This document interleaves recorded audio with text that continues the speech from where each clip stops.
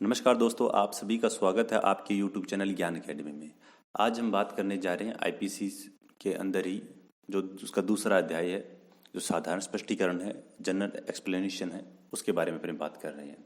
जो दूसरा अध्याय है उसमें धारा 6 से लेके 52A तक यानी 52A तक इसमें धाराएं हैं। तो जो धारा 6 है इसमें क्या कह रहे हैं अपने इस पर देखते हैं कि संहिता में की परिभाषाओं का अपवादों के अधीन समझा जाना। यानी कि इसमें ये क्या कह रहा है, अगर आप इसकी परिभाषा को पढ़ोगे तो इसमें आपको लगेगा जैसे इसमें लिखा है। पहले इसकी भाषा पढ़ लेते हैं, उसके बाद अपने इसको साधारण शब्दों में समझेंगे कि इस संहिता में सर्वत्र अपराध की हर परिभाषा, हर दंड, उपबंध और हर ऐसी परिभाषा या दंड उपबंध का हर दृष्टांत साधारण अपवाद शीर्षक वाले अध्याय में अंतर्विशिष्ट अपवादों के अध्ययन समझा जाएगा, चाहे उन अपवादों को ऐसी परिभाषा, दंड, उपबंध या दृष्टांत में दोहराया न गया हो।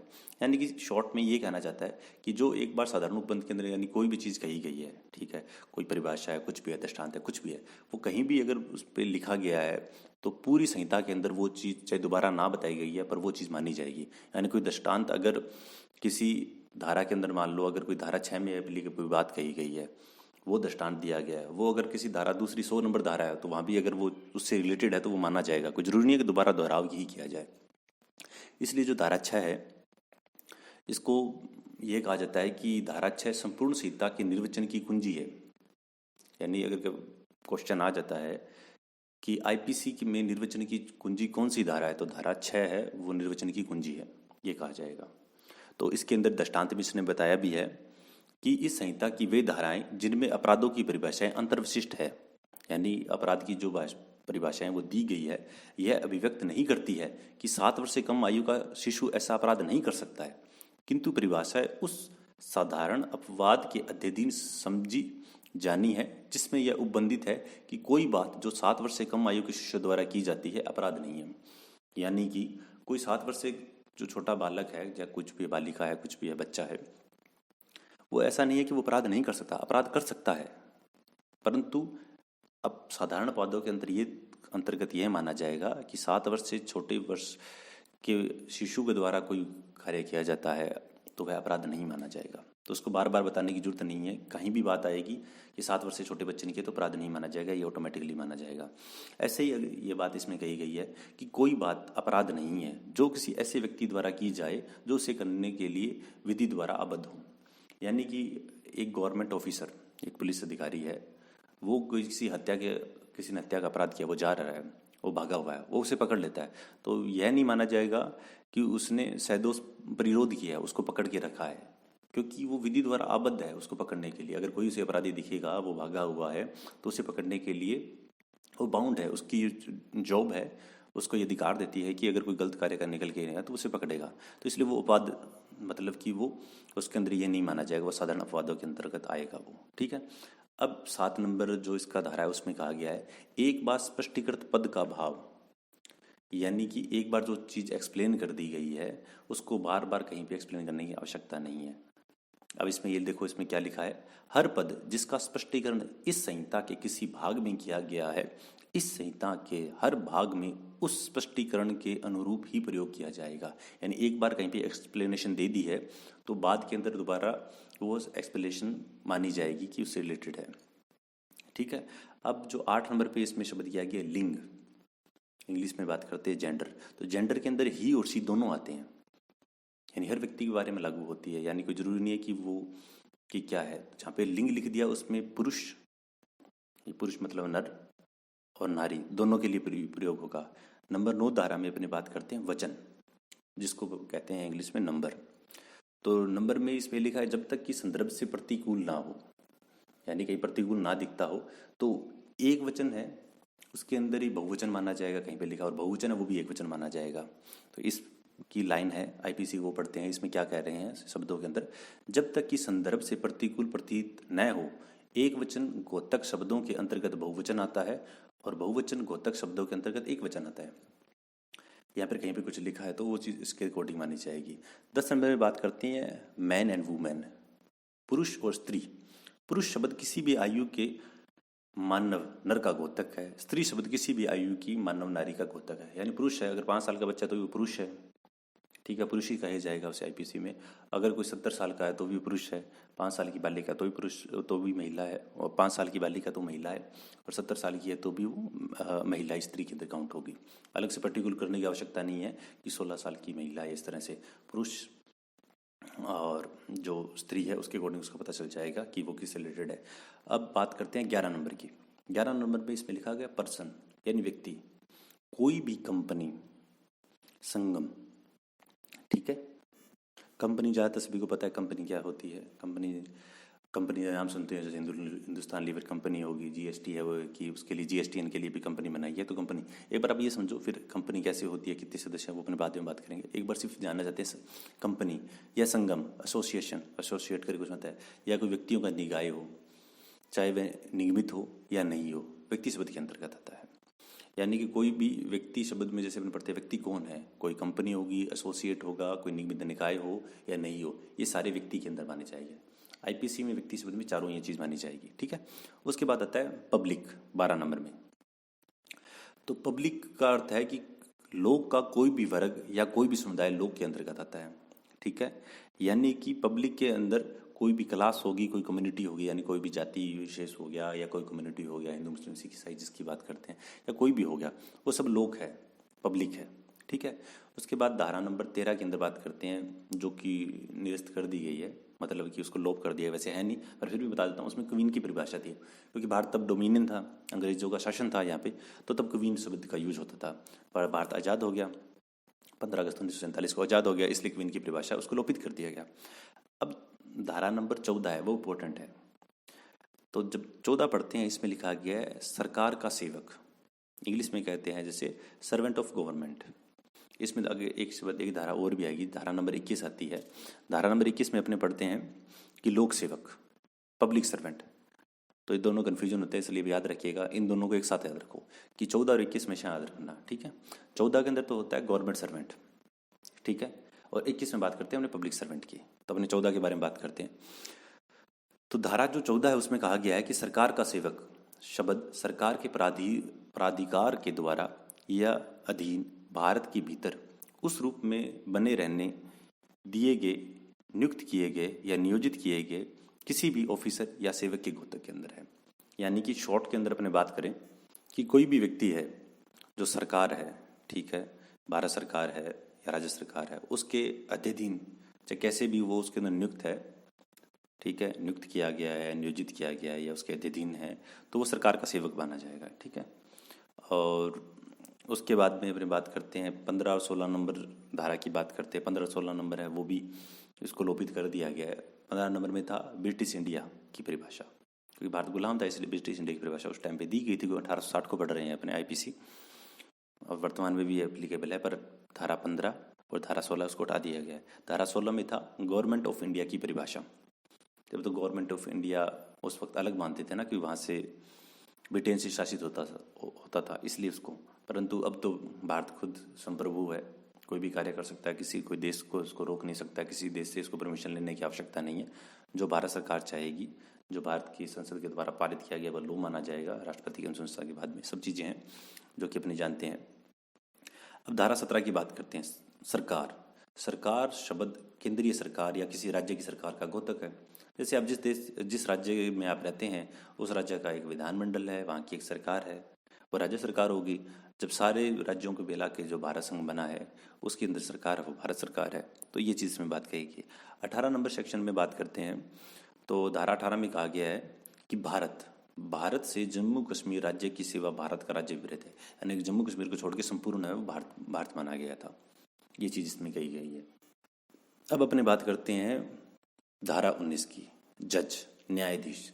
तो जो न्यायाधीश है, न्यायाधीश शब्द न केवल हर ऐसे व्यक्ति का घोतक है जो पद रूप से न्यायाधीश अभिहित हो, किंतु उस हर व्यक्ति का भी घोतक है जो किसी विधिक कार्रवाई में, चाहे वह सिविल हो, दांडिक हो या अंतिम निर्णय, या ऐसा निर्णय जो उसके विरुद्ध अपील न होने पे अंतिम हो जाए, या ऐसा निर्णय जो किसी अन्य प्राधिकारी द्वारा पुष्ट किए जाने पर अंतिम हो जाए, देने के लिए विधि द्वारा सशक्त किया गया हो, ठीक है। तो आगे इसको पूरी लाइन कर लेते हैं, फिर अपने में इसको शॉर्ट में समझेंगे। अथवा जो उस व्यक्ति निकाय में से एक हो जो व्यक्ति निकाय ऐसा निर्णय देने के लिए विधि द्वारा सशक्त किया गया हो। यानी कि गवर्नमेंट के द्वारा कोई व्यक्ति है, ठीक है, जो कि जैसे आरजेएस हैं, अलग अलग राज्य में अलग अलग परीक्षाओं के नाम होते हैं, वो परीक्षा सेलेक्ट होकर कोई व्यक्ति आया है, ठीक है, तो उसको जज के रूप में नियुक्त किया गया है, तो वो व्यक्ति हो गया, ठीक है। या फिर जैसे हाई कोर्ट होती है, भारत सरकार के अंदर जो bar council, Indian bar council है, उसके द्वारा कॉलेजियम सिस्टम के द्वारा जज की नियुक्ति की जाती है, वो जज हो गए, ठीक है। या कोई विधिक कार्रवाई, लीगल प्रोसीडिंग चल रही है, उसके अंदर किसी व्यक्ति को जो सिविल हो या क्रिमिनल हो, उसके अंदर वो निर्णय दे सकता है, ठीक है। और निर्णय देता है तो अगर उसकी अपील नहीं की जाती है तो वो निर्णय संपूर्ण माना जाएगा, वो एप्लीकेबल होगा, सभी पर लागू होगा। तो ऐसा जो व्यक्ति है वो न्यायाधीश माना जाएगा, ठीक है। और उसके अलावा इसमें दृष्टांत भी दिए गए हैं, वो है नहीं पर भी उसको पढ़ लेते हैं। जैसे 1859 के अधिनियम 10 के अधीन किसी वाद में अधिकारिता का प्रयोग करने वाला कलेक्टर न्यायाधीश है। अभी जैसे आप लोग अपने देख रहे हैं कि कोरोना पूरे भारत देश में लगा हुआ है, भारतीय आपदा अधिनियम 2005, तो वो कलेक्टर वहाँ पे लिखा था जिला कलेक्ट्रेट एवं जिला मजिस्ट्रेट, और वहाँ पे जो कलेक्टर होता है वहाँ पे उसका साइन होते हैं, तो वही चीज़ यहाँ पे लिखी है कि जिला कलेक्टर है वह भी न्यायाधीश है। दो इसका दृष्टांत नंबर बी है, उसमें 2 है, ख है, उस पर लिखा है किसी आरोप के संबंध में जिसके लिए उसे जुर्माना या कारावास का दंड देने की शक्ति प्राप्त है, चाहे उसकी अपील होती हो या न होती हो, अधिकारिकता का प्रयोग करने वाला मजिस्ट्रेट न्यायाधीश है। यानी सीधी सी बात है कि अगर किसी कोई व्यक्ति है, ठीक है, उसको जुर्माना कारावास देने का अगर कोई अधिकार प्राप्त है तो वो न्यायाधीश है। इसमें सी नंबर ऑप्शन में लिखा है कि मद्रास संहिता के सन 1816 के विनियमन 7 के अधीन वादों का विचारण करने की और अवधारण करने की शक्ति रखने वाली पंचायत का सदस्य न्यायाधीश है। यानी उसके अकॉर्डिंग 1600 जो मद्रास संहिता 1816 है, उसके अकॉर्डिंग जो पंचायत का जो सदस्य है वह भी न्यायाधीश है, इसमें चीज़ लिखी गई है। और जो डी ऑप्शन है इसका दृष्टांत का, उसमें लिखा गया किसी आरोप के संबंध में जिसके लिए उसे केवल अन्य न्यायालय को विचारणार्थ सुपुर्द करने की शक्ति प्राप्त है, अधिकारिता का प्रयोग करने वाला मजिस्ट्रेट न्यायाधीश नहीं है। यानी इसमें ये कहना चाहता है कि उसको उस पर कार्य करने का, जुर्माना लगाने का, दंड देने का कोई अधिकार नहीं है, वो उसे फॉरवर्ड कर रहा है दूसरे कोर्ट को, ठीक है, अन्य न्यायालय को विचार के लिए सुपुर्द कर रहा है। तो जो सुपुर्द कर रहा है वो उस केस में वो न्यायाधीश नहीं माना जाएगा। जैसे कोई मैटर अपने पढ़ते हैं, सीआरपीसी में पढ़ते हैं कि अगर कोई मैटर है उसके अंदर वो दूसरे कोर्ट को वो ट्रांसफ़र कर देता है, ठीक है, अगर कोई उसके एरिया के अंदर पकड़ा जा रहा है, वो आगे उसको अंदर समन की तामील करवा रहा है, वो अगर वो तामील करवा रहा है उस केस में वो न्यायाधीश नहीं है उस वक्त पे। और जैसे ही लिखा है कि विचारण नहीं कर सकता है वहाँ पर, तो वहाँ पे वो न्यायाधीश मजिस्ट्रेट नहीं माना जाएगा, ये आईपीसी कह रही है। आईपीसी जो 19 नंबर इसकी धारा है न्यायाधीश, उसके अंदर दृष्टांत डी के अंदर ये बात स्पष्ट शब्द में लिखी गई। मैं दोबारा रिपीट कर रहा हूँ, किसी आरोप के संबंध में जिसके लिए उसे केवल अन्य न्यायालय को विचारणार्थ सुपुर्द करने की शक्ति प्राप्त है, ट्रांसफर करने की शक्ति प्राप्त है, अधिकारिकता का, जुरिडिक्शन का प्रयोग करने वाला मजिस्ट्रेट न्यायाधीश नहीं है, ये लिखा गया है इस पे, ठीक है। अब बात करते हैं 20 नंबर की धारा की। इसमें लिखा है न्यायालय, कोर्ट ऑफ जस्टिस। तो न्यायालय क्या है? न्यायालय शब्द उस न्यायाधीश का जिससे अकेले ही को न्यायिक कार्य करने के लिए विधि द्वारा सशक्त किया गया हो, या उस न्यायाधीश निकाय का जिसे एक निकाय के रूप में न्यायिक कार्य करने के लिए विधि द्वारा सशक्त किया गया हो, जबकि ऐसा न्यायाधीश निकाय न्यायिक कार्य कर रहा हो, घोतक है। अब आप लोग देख रहे हो कि पता नहीं क्या बात कर रहा है, घुमा फिरा के बात कर रहा है, तो अपने इसको शॉर्ट शब्द में समझते हैं।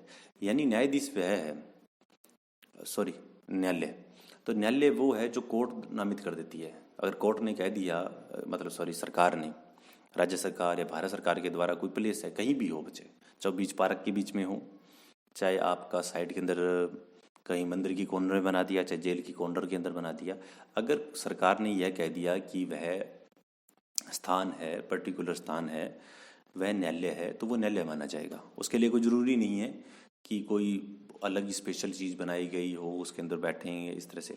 कोर्ट ने सरकार ने कह दिया कि ये स्थान है, इतने समय के लिए न्यायालय घोषित किया जाता है, तो वो स्थान न्यायालय माना जाएगा। और वहाँ पे जो बैठेगा, जो कार्रवाई को सुनेगा, जो उस पद पे बैठेगा वो न्यायाधीश कहलाएगा। ठीक है, तो 20 नंबर में ये बात कही गई है। तो इसमें दृष्टांत भी दिया गया है।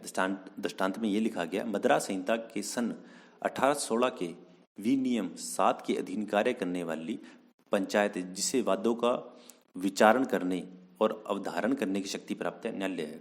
जैसे अभी ने 19 नंबर धारा में पढ़ा था, न्यायाधीश के अंदर दृष्टांत नंबर 4 में पढ़ा था कि पंचायत का जो सदस्य है वो न्यायाधीश है। वैसे यहाँ पे लिखा गया है कि जो अवधारण करने की शक्ति है प्राप्त है तो वो न्यायालय है। ठीक है, अब जो बात करते हैं आपके इसके अंदर धारा 21 की, लोक सेवक, पब्लिक सर्वेंट। 14 में अपन ने पढ़ा था गवर्नमेंट सर्वेंट, यानी गवर्नमेंट के द्वारा कोई नियुक्त किया गया है, उसके द्वारा किसी का चयन करके लगाया गया है, तो वो आपका गवर्नमेंट सर्वेंट है। अब लोक सेवक क्या है? लोक सेवक की परिभाषा थोड़ी सी उससे अलग है। पहले थोड़ा सा इसको समझेंगे, एक एक जो इसमें बातें कही गई उसको समझेंगे और उसके बाद में उसको सांसद में समझेंगे। तो इसमें लिखा गया है कि लोक सेवक उस व्यक्ति का घोतक है जो कि नीचे बताए गए हैं। पहला जो था वो इस पर हटा दिया, निरस्त कर दिया। दूसरा लिखा है भारत की सेना, नौसेना, वायुसेना का हर आयुक्त ऑफिसर। ठीक है, यानी कमीशन्ड ऑफिसर, यानी जो तीनों सेनाएं हैं उनका कोई भी कोई आयुक्त ऑफिसर है वो लोक सेवक है। ठीक है, दूसरे नंबर में लिखा है। तीसरा इस पे लिखे थर्ड नंबर पे, हर न्यायाधीश जिसके अंतर्गत ऐसा कोई भी व्यक्ति आता है जो किन्हीं न्याय निर्णयक कृत्यों का चाहे स्वयं या व्यक्तियों के किसी निकाय के सदस्य के रूप में निर्वहन करने के लिए विधि द्वारा सशक्त किया गया हो। यानी सीधा लिख दे, कोई भी व्यक्ति है चाहे वो स्वयं या किसी की न्याय निर्णय देने के लिए जो है वो वहाँ पर लोक सेवक है। 4 नंबर पे बात कही गई है कि न्यायालय का हर ऑफिसर जिसके अंतर्गत समापक, रिसीवर या कमिश्नर आता है।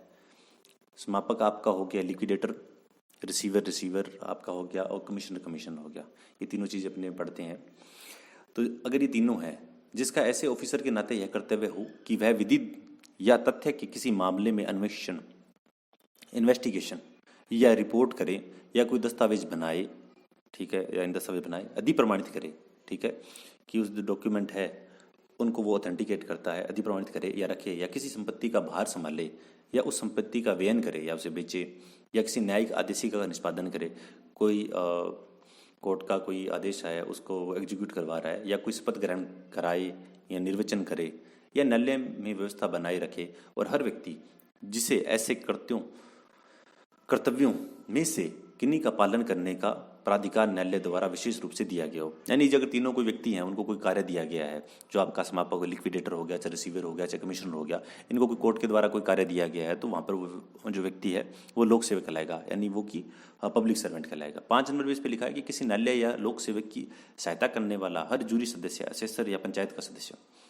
यानी कि कोई न्यायालय है, कोई लोग सहायता करने के लिए, कुछ जैसे पहले जूरी होती थी, भारत जब गुलाम था तो जूरी व्यवस्था होती थी कि 5-7 लोग और भी होते थे और सारे जो मिलकर निर्णय देते थे उसको माना जाता। जूरी हो गया, असेसर हो गया, असेस करने वाला, पंचायत का कोई सदस्य है वो भी आपका लोक सेवक कहलाता है। अब 6 नंबर पर इस पर बात करते हैं। जैसे 6 नंबर पर लिखा है कि हर मध्यस्थ, कोई बीच में कोई आर्बिट्रेटर है, ठीक है, या कोई अन्य व्यक्ति है जिसको किसी न्यायालय द्वारा या किसी अन्य सक्षम लोक प्राधिकारी द्वारा कोई मामला या विषय विनिश्चय रिपोर्ट के निर्देशित किया गया है। यानी कोई व्यक्ति है, कोई मध्यस्थ है, ठीक है, कोई दो कंपनी के बीच में कोई विवाद है तो कोर्ट ने किसी को बना दिया कि आप इसके अंदर ये रिपोर्ट है वो बनाओगे और दोनों में डिसाइड करोगे कि कंपनी के अंदर शेयर किसका है या फिर उसमें क्या घोटाला हुआ है इत्यादि के बारे में, क्या कोई सक्षम लोक प्राधिकारी है उसके द्वारा किसी व्यक्ति की नियुक्त किया कर दिया गया मध्यस्थ या किसी मैटर के अंदर, तो वो व्यक्ति वह भी वहाँ पर लोक सेवक माना जाएगा। 8 नंबर में यह लिखा गया कि हर व्यक्ति जो किसी ऐसे पद को धारण करता हो जिसके आधार से वह किसी व्यक्ति को प्रतिरोध में करने या रखने के लिए सशक्त हो। प्रतिरोध मतलब कि जैसे अपने बात करते हैं कि कन्फाइनमेंट के अंदर, जिसको इंग्लिश में बात की कन्फाइनमेंट, प्रतिरोध में जैसे अभी बात की थी कि पुलिस वाला है, ठीक है, अगर वो किसी व्यक्ति को पकड़ता है, ठीक है, चोरी की है, उसे रोक लिया तो वो उसको अपराधिकारी है, वो उसे अधिकार है। वैसे ही कोई किसी व्यक्ति ने उसको पकड़ लिया तो वहाँ पर वो उसको नहीं कर सकता प्रतिरोध के अंदर, क्योंकि वो अथराइज नहीं है, तो वहाँ पर उसके लिए उसे सजा होगी, किडनैपिंग के अंदर माना जाएगा। और यहाँ पर अगर वो है, उसे पकड़ा है, जेल में डाला है, तो वो प्रतिरोध के अंदर नहीं मतलब माना जाएगा, मतलब प्रतिरोध उसका लीगल प्रतिरोध है उसका। उसके बाद में वो 24 घंटे के अंदर जो संबंधित कोर्ट है उसके अंदर एसडीएम सामने पर उसको प्रस्तुत करता है।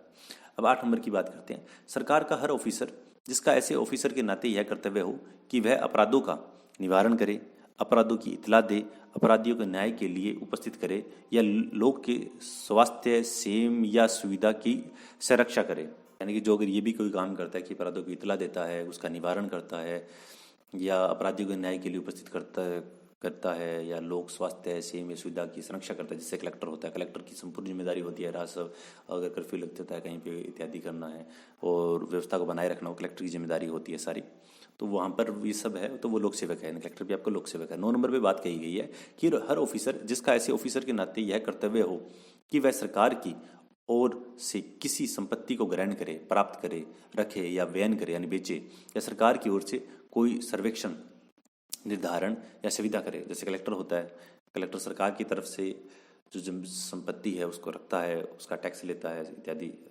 राजस्व का अधिकारी मैन वही होता है, या कोई सर्वेक्षण करवाता है या निर्धारण करता है या कोई कॉन्ट्रैक्ट करता है या किसी राजस्व आदेश का निष्पादन करता है, या सरकार के धन संबंधी हितों पर प्रभाव डालने वाले किसी मामले में अन्वेषण या इन्वेस्टिगेशन या रिपोर्ट करे, या सरकार के धन संबंधी हितों से संबंधित किसी दस्तावेज को बनाए, अधिप्रमाणित करे या रखे, या सरकार के धन संबंधी हितों की संरक्षा के लिए किसी विधि के व्यतिक्रम को रोके, यानी कार्य हो रहा है उसको रोके। तो ये जो सब काम कर रहे हैं वो भी लोक सेवक ही आपका माना जाएगा।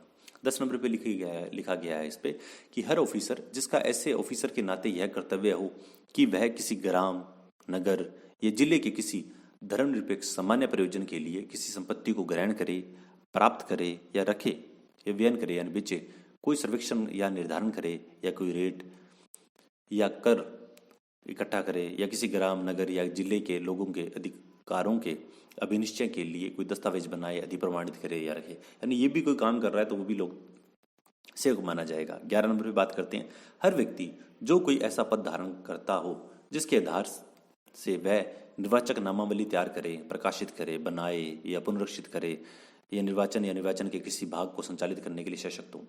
ठीक है,